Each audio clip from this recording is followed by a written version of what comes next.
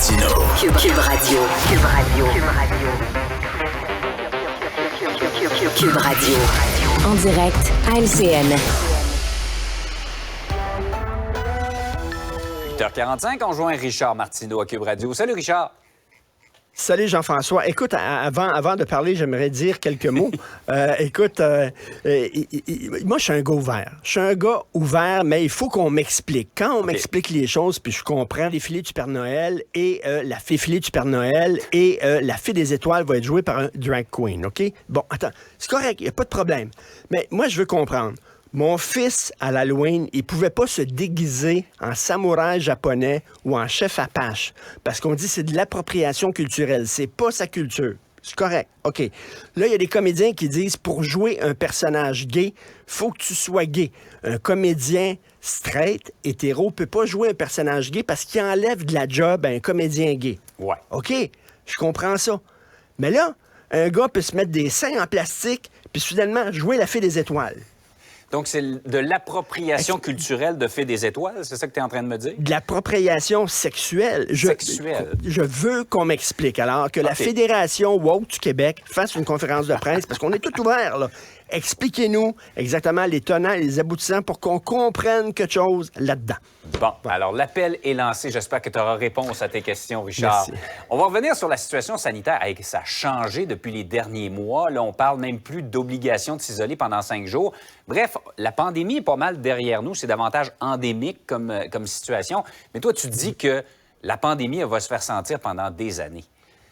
Ben écoute, c'est la COVID longue. On comprend la COVID longue, là, des gens qui ont eu des symptômes, là, qui ont perdu le goût, l'odorat, qui se retrouvent vraiment là, handicapés à cause de la COVID. Mais on peut parler de la COVID longue au point de vue politique, au point de vue sociologique. Écoute, il va y avoir des impacts pendant des années et des années de cette maudite pandémie-là. Premièrement, je sais pas toi, on a tous perdu des amis là-dedans. Ouais. Moi, j'avais des amis proches qui, à un moment donné, sont devenus complètement radicalisés. Écoute, on s'est engueulés, puis tout ça. Je les ai perdus. Ils sont tombés dans le complotisme. Il y a eu des divorces. Hein? Récemment, j'ai lu ça dans le journal. Une femme qui a dû se divorcer de son mari parce qu'il était devenu complètement coucou, etc. Donc, ça va rester. Les complotistes, maintenant, qui ne sont plus gênés, hein, ils étaient chacun dans leur coin, puis ils parlaient pas fort, puis tout ça. Ils sont croyaient que la décomplexés, Terre comme on était dit. plate. Ils sont décomplexés. T'sais, ils pensaient que la Terre était plate et que Jean-François Guérin était un reptile, mais ils le disaient pas fort. Mais maintenant, ils le disent, ils font des... Chut, faut pas le dire. Alors maintenant, ils font des meetings un peu partout, puis tout ça. Ils sont maintenant décomplexés.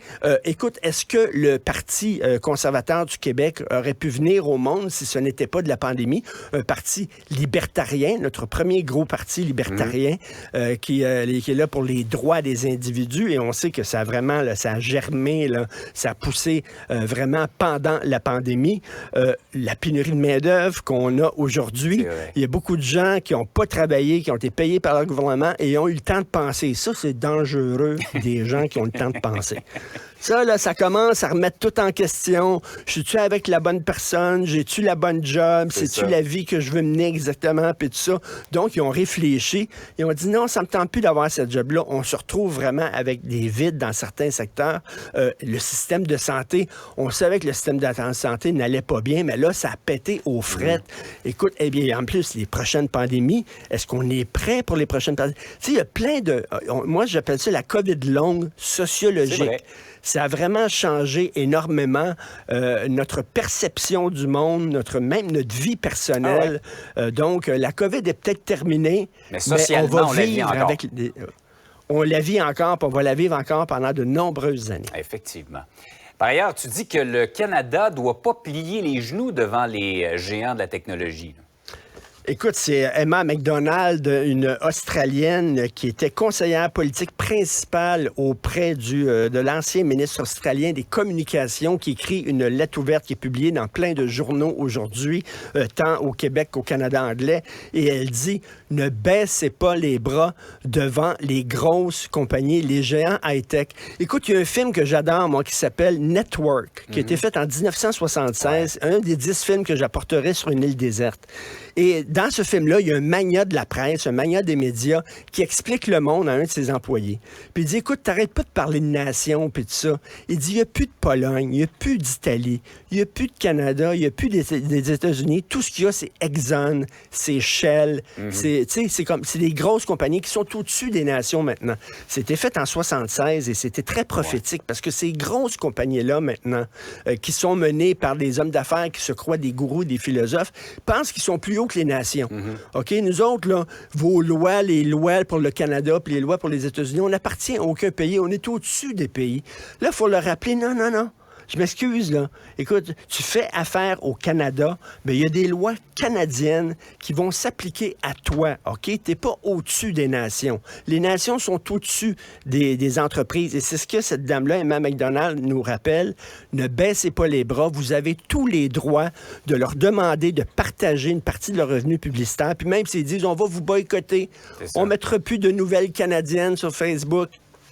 Regarde, on va les mettre à genoux. L'Australie s'est tenue debout, puis finalement, ces gens-là ont fini par dire « OK, mon oncle, c'est correct, on va vous donner une partie de nos revenus. » Donc, on est capable de le faire au Canada aussi. C'est ce qu'on est en train d'essayer d'implanter, mais c'est pas évident. On espère. Richard, passe une belle fin de semaine. 1 heure de plus en plus pour en profiter. Merci, bon week-end. Salut. Cube Radio.